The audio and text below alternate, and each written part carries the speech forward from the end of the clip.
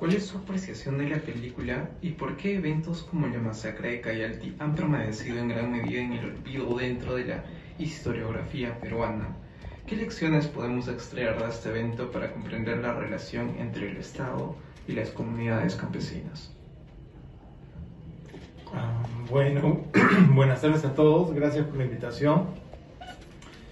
Debo decir que me gustó la película, ¿cómo le han dicho ustedes? Mediometraje, ¿no? Y hubiera sido bien difícil venir acá a opinar si no me hubiera gustado, ¿no? Incluso pasó la prueba de mi esposa, la vio y mis hijos también la vieron felices, ¿no? O sea, es un producto, por lo menos, ahí tienes cuatro públicos, cuatro elementos del público. Ya, sobre la pregunta, yo creo que un poco con lo que estaba diciendo Natalia, claro, en el Perú es recontra difícil y familias de teatro, entonces a veces nosotros hacíamos teatro en el barrio y no había público, ¿no? Pero te transforma a ti como creador, como artista, como hacer algo, ya es bien difícil en el Perú, ¿no? Entonces hacer algo como este mediometraje ya de inmediato transforma a los autores, yo creo, ¿no? Y creer que en el Perú uno va a tener éxito comercial diciendo lo que quiere decir sin censura es estar loco, ¿no?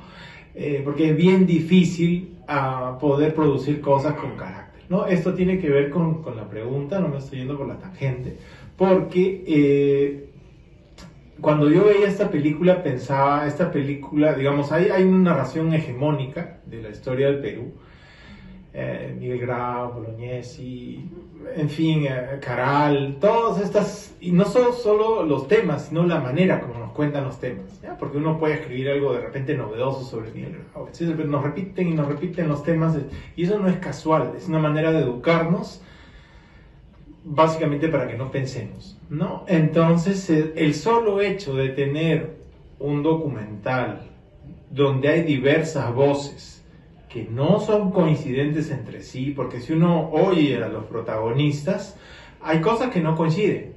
Todo ese material no tiene precio, básicamente, ¿no?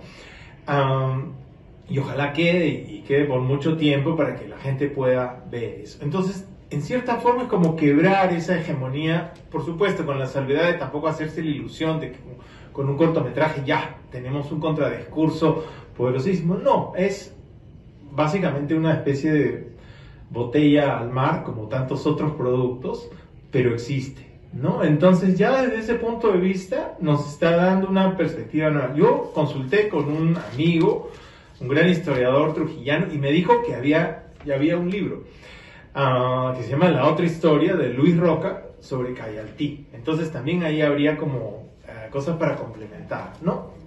¿Y por qué la razón de la relación entre el Estado y las comunidades? Yo, el curso que dicto acá, uno de los cursos que dicto de historia es los últimos 50 años, o sea, justo después, no tocamos este periodo, sino gobierno revolucionario de las Fuerzas Armadas hasta el presente, ¿no? Y es verdad, de la reforma agraria, el único que recordamos es a Velasco, pero hubo un montón de gente que murió luchando por que la tierra sea para quien la trabaja, digamos, ¿no? Y nosotros tomamos a Velasco porque, bueno, es el ícono visible, etc. En cierta forma la narración hegemónica también se manifiesta ahí porque nos acordamos del general, pero no de todos los campesinos que murieron por todo el país. Con esto no estoy diciendo que tenemos que crear así un panteón de miles de héroes, etc.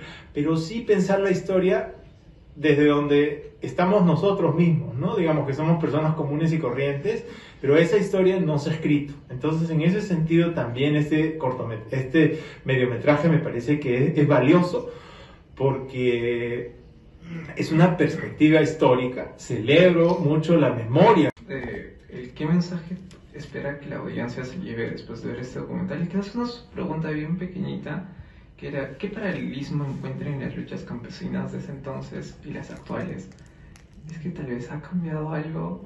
¿Tal vez ya lo vemos muy distante o será que son aún latentes estos temas? Ya, a ver, en toda la película se respira actualidad, ¿no? No solo porque se está hablando del presente y se habla de problemas actuales, al final hay la reflexión sobre cómo recordar esto, y que no hay comisión de la verdad y todo. Entonces, que un documental, y podrían haber sacado esa última parte, igual todo suena a actualidad, porque los problemas son iguales. O sea, podemos llamarle campesinos, indígenas, como quieran llamarle, costeños, serranos, amazónicos.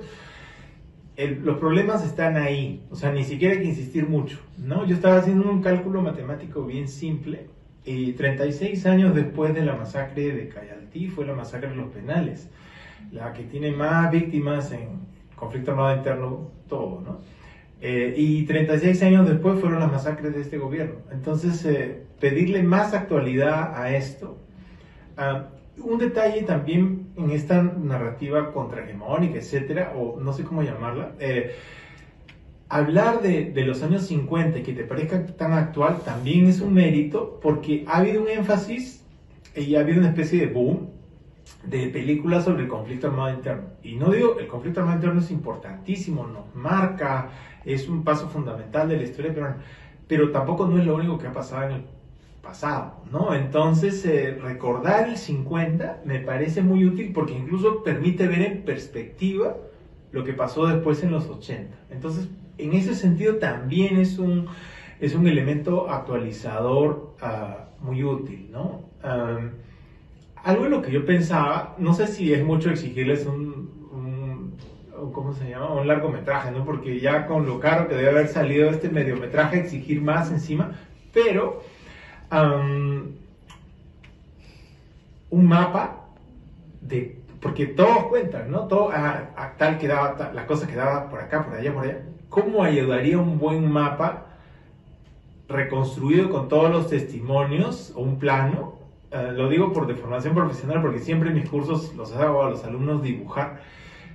Qué bacán sería tener un plano de todo esto, porque también un plano formaliza los lugares de la memoria. Uno de los puntos claves que se discute en la película es dónde están los muertos, ¿no? El Cerro Guitarra, pero algunos no coinciden, etc. Tener todo eso en impreso, aunque sea ahora que es mucho más barato tenerlo en digital, en alguna plataforma, yo creo que sería un complemento perfecto para la película de ustedes, porque según recuerdo no se ve ningún plano o mapa, un documento cartográfico en general, ¿no?